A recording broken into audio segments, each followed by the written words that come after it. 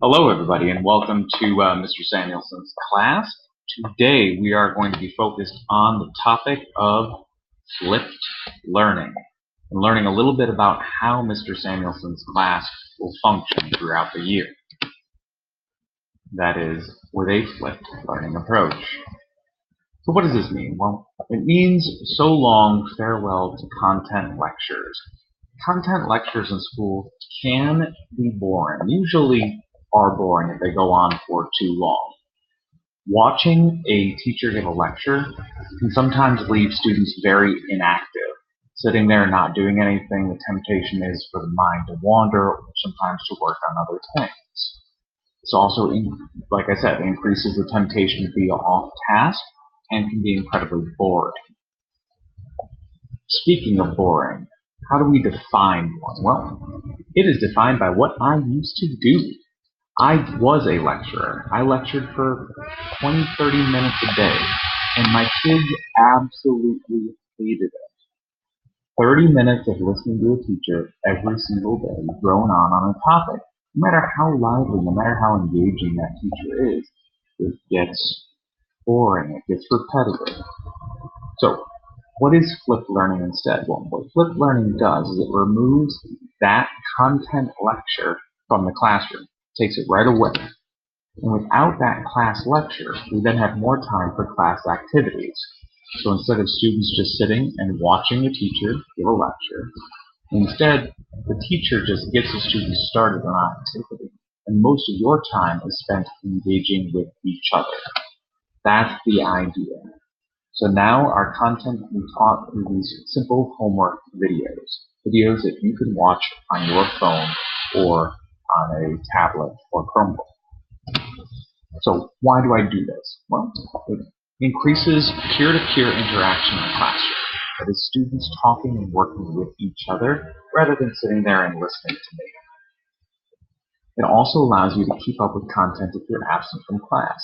If you're sick for a prolonged period of time or you take a vacation and you miss a stretch of class, it's very easy to keep up with the basic content of that classroom while you're gone. It makes it so that you don't feel like you're lost.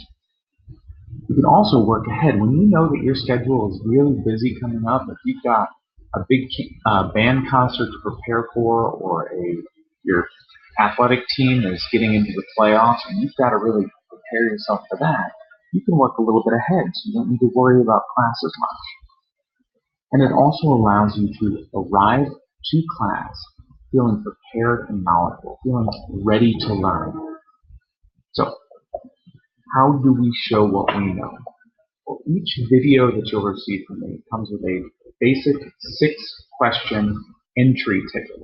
I call it an entry ticket because this is your ticket to enter into the classroom ready to learn. Those entry tickets are scored automatically, so you'll complete it. You'll receive a score, and that score will be emailed to you. It'll show up in your inbox, usually about 1 minute after you click submit, rarely longer than 2, and sometimes it's within a few seconds. Now, these entry tickets themselves, they can be redone as many times as you like. We're operating there on the idea that I care more about what you learned than how long it took you to learn it. So yes, you can take these entry tickets an unlimited number of times. Alright, so why do we do those entry tickets? Well, it's because I'm going to use that information to determine your bell work for the next day. Our bell work, after doing a content video, is going to tie into the idea of mastery learning groups.